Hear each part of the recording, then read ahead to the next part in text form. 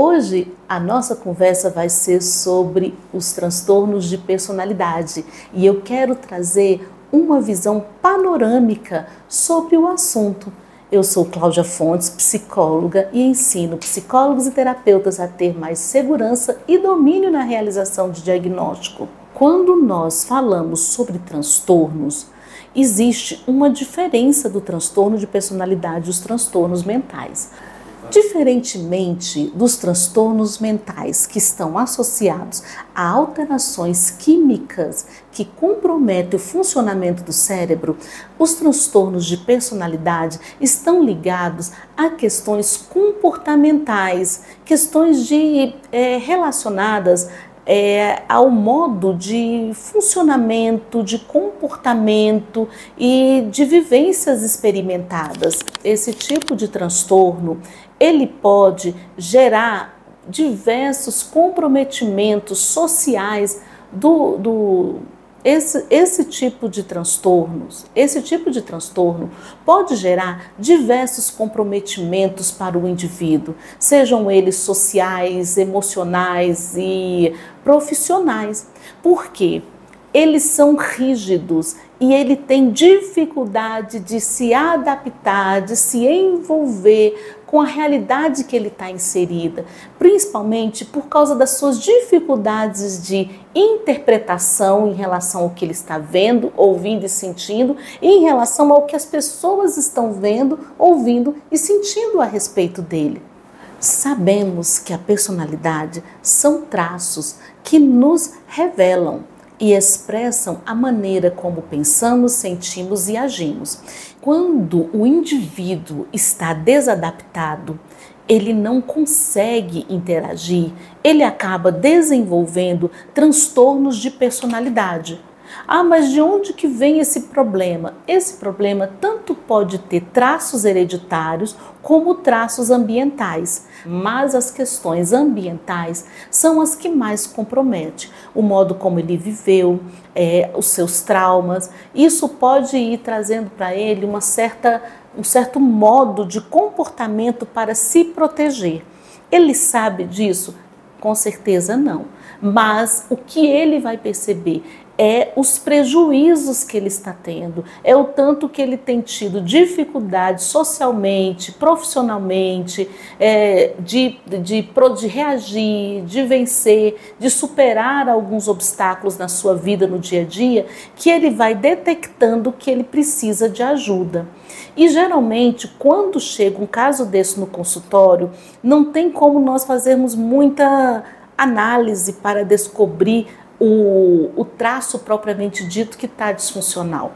É um diagnóstico analítico, dentro de análise, levantando dados com a família, com os ambientes na qual ele está inserido. Geralmente esse transtorno, ele começa a se manifestar mais dentro da adolescência, né? Podendo assim, claro, ter alguns casos de infância, mas na maioria das vezes é na adolescência, podendo melhorar na fase adulta ou de acordo da forma aguda que foi vivenciado, pode sim agravar.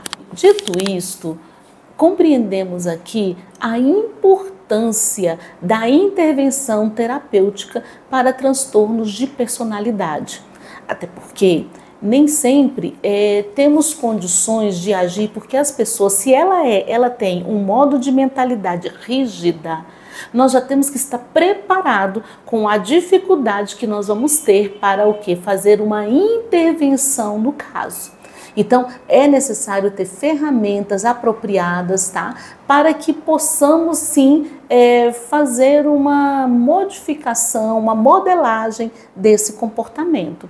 Tem vários tipos de terapias que podem ter, sim, muito sucesso nesses quadros.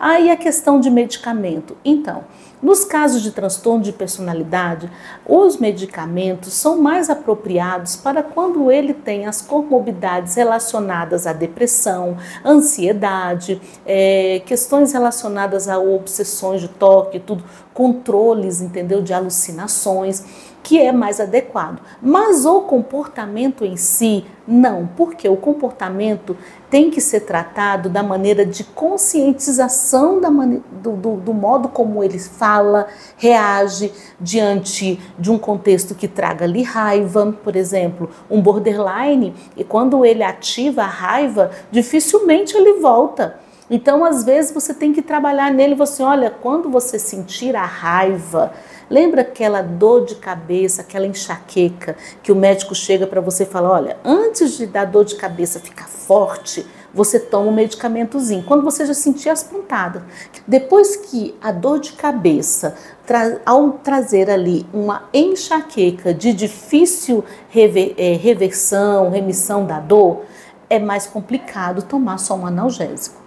Assim também é o caso de uma raiva para o borderline. No momento em que ele sente a raiva, ele tem que perceber essa raiva, porque depois que ele tomou, a raiva tomou conta dele, dificilmente ele vai voltar ao seu estado normal. E ali é necessário ele ter entendimento. Então, o trabalho principal com o transtorno de personalidade é gerar entendimento, é gerar conscientização e manobras, enfrentamentos, gerar neles assim habilidades sociais para que naquele momento que foi contrariado, ele não deixar ferver o vulcão que está dentro dele, porque depois da erupção é difícil voltar a larva para dentro, digamos assim.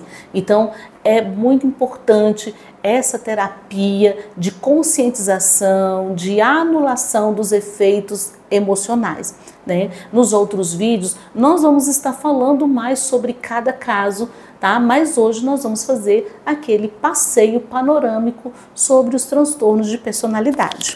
O grupo B. O grupo B é caracterizado os dramáticos, emocionalmente os dramáticos. Quem são eles? Os borderline, os antissocial, o histriônico e o narcisista. Eles são parecidos, né? Tanto é que às vezes quando você recebe um paciente, quando está com um deles, você fica até confuso em qual deles está se encaixando mais, porque são muito parecidos o modo de comportamento. Mas vamos lá, o antissocial, ele tem uma irresponsabilidade social, desrespeitam o outro, são falsos, são manipuladores e sempre em busca do ganho pessoal. Os borderline, eles têm um vazio interior. A característica básica, quando você chega a uma pessoa, vazio interior. Isso logo já te dá assim um insight sobre o caso do borderline, que é muito forte essa questão do vazio interior. Seus relacionamentos são instáveis e há uma desregulação emocional. Por quê? O borderline ele tem uma alta instabilidade emocional. E quem tem uma alta instabilidade emocional tem uma alta instabilidade em todos os setores da sua vida, ok? O histriônico, que tem uma busca desacerbada, exagerada para com o quê? Com a atenção, e eles são emocionalmente excessivos. Inclusive, quando chegam no consultório, a gente se confunde muito eles com o borderline, com o histriônico, que são muito parecidos, mas lembrando que o histriônico busca atenção, o borderline busca o quê? Não ser abandonado. Então, o desespero dele é não ser abandonado. Então, o que ele puder fazer para não ser abandonado, não ser rejeitado, há um movimento muito grande. Agora, já o histriônico, não. Eu preciso de ser o centro das atenções. E quando isso não está acontecendo, há um grande sofrimento emocional. E temos os narcisistas, que já se demonstram com autograndiosidade, necessidade de admiração e a falta de empatia. Então, tem uma dificuldade enorme de se colocar no lugar do outro. Por quê? Porque eu preciso estar sempre em evidência, em admiração. É uma necessidade de que a pessoa esteja sendo constantemente admirada. Então, ele não mede esforço para alcançar isso. E nós temos aqui o grupo C, caracterizado com os ansiosos e apreensivos. Quem são estes? São os esquivos, os dependentes e os obsessivo-compulsivo. Quando você fala do esquivo, né, é aquela pessoa que tem um problema sério relacionado à ansiedade social, né, tem dificuldade de entrar em contato com as pessoas, de confiar nas pessoas. E esse é um caso do esquivo que se confunde com aquele primeiro grupo, né, que é o esquizotípico, o paranoide, porque eles também têm uma certa esquiva social. Então, há uma pequena confusão se a gente não observar os detalhes. Tá? Porque eles têm uma sensibilidade muito grande com a rejeição. Se o borderline tem dificuldade com relação ao abandono, eles têm uma dificuldade com a rejeição. Então, o medo de ser rejeitado fazem com que eles se esquivam das pessoas.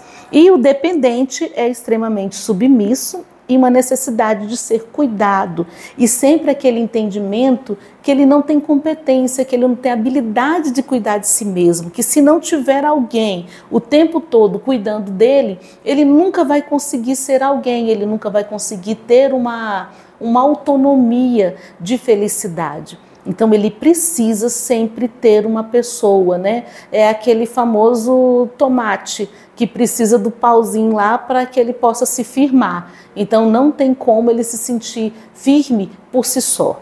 E o obsessivo compulsivo, que é o perfeccionista, aquele que tem mais ainda rigidez e obstinação. Por isso que eles são do grupos ansiosos e apreensivos, porque quando esses fatores não estão se fechando, é o momento em que eles estão realmente entrando em crise com eles mesmos em relação à demanda que vem para eles, entende?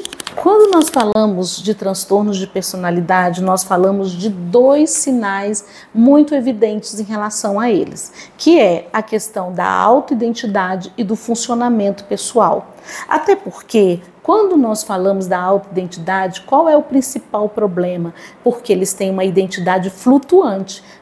Você nunca consegue descrever exatamente o que eles pensam ou o que eles sentem. São muito, ao mesmo tempo que eles são expansivos demais, são interiorizados demais, e mesmo eles sendo expansivos, não tem uma verdade clara a respeito do que eles estão pensando ou sentindo, né? Eles têm assim uma questão relacionada com problemas de caráter, de verdade, né? Ora eles parecem ser pessoas bondosas, ora parecem serem muito cruéis, são inconsistentes com valores, objetivos, aparência, são podem ser, né, profundamente religiosos ou profanos, desrespeitosos. Por exemplo, na frente de uma pessoa eles são muito comportados, e por trás dessa pessoa que para eles é uma autoridade, eles já têm um comportamento adverso,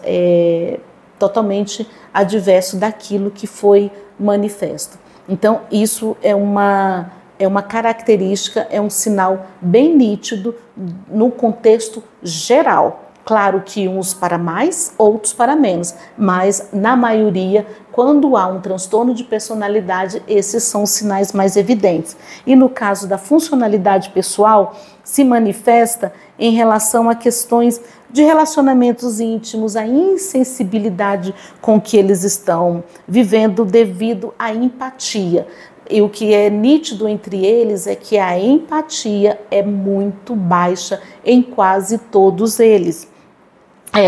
Tem uma dificuldade, entendeu? De se colocar no lugar do outro, e sempre estão em evidência. Sempre o problema é você e não eu. E se eu estourei, e se eu estou assim, é por causa de você e não por causa de mim. Por isso, uma grande dificuldade deles se perceberem como problema. E isso tem que ser gradativamente sendo revelados, né, e ao ponto assim, de você confrontar na disposição deles ouvirem o quanto que eles são impertinentes, o quanto que eles estão atrapalhando principalmente a vida deles como a vida de quem está com eles, porque infelizmente acaba afetando, porque nós somos seres sociais e a nossa relação precisa ser harmoniosa. E às vezes eles são tidos até como tóxicos por causa dessa situação. Só que muitas das vezes eles vão ver vocês ou o outro como tóxico e não ele. Mas é importante estar sempre falando isso, né? Então esse estilo inconsciente, desconectado sobre as questões das suas próprias emoções, dos seus abusos, das suas irresponsabilidades em vários contextos profissionais, como pais, como mães, como filhos, como irmãos, como um ser social de uma maneira geral, que podem levar a problemas e agravamento de questões mentais e emocionais. Então, quando você é casado com uma pessoa com esse tipo de personalidade, é complexo. Quando você é mãe ou é filho, também é complexo. Esse é o principal ponto, ok? E aí, o que a gente pode estar trabalhando em questão do próprio subdiagnóstico em relação a isso? Os transtornos de personalidade, eles têm sim contextos de depressão e de ansiedade. Por quê? Porque eles podem não ter uma visão clara, globalizada ou interiorizada do comportamento, do pensamento deles. Mas eles se veem num contexto de o tempo todo apagando fogo de suas próprias vidas, o tempo todo em conflitos, parece que não existe paz. E quando eles começam a gritar por uma paz, a dizer um basta sobre tudo isso, quem é o problema? É o meu pai? É eu? É o meu marido? É eu? É meu filho? É eu? Ele começa a fazer essa análise, ele vem ao consultório buscar ajuda. No momento em que ele vem buscar ajuda no consultório, aí a gente vai poder fazer uma trilha desse diagnóstico, a gente vai poder entender essa interpretação que ele está tendo do mundo e como ele está se manifestando diante dessa questão.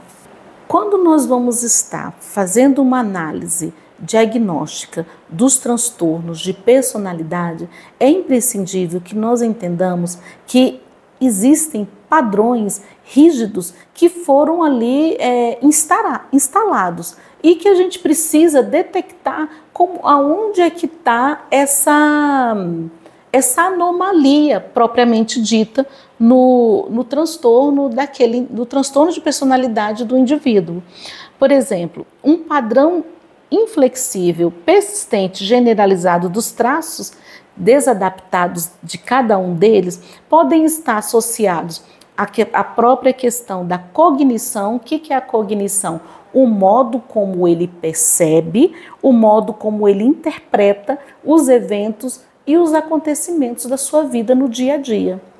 E a outra questão é a sua afetividade, um funcionamento interpessoal e o controle dos seus impulsos, no momento em que ele é contrariado, um momento em que ele é elogiado ou talvez um momento em que ele é criticado. Enfim, são efeitos interpessoais que podem se manifestar e ali é o momento em que vai ter a revelação dessa personalidade.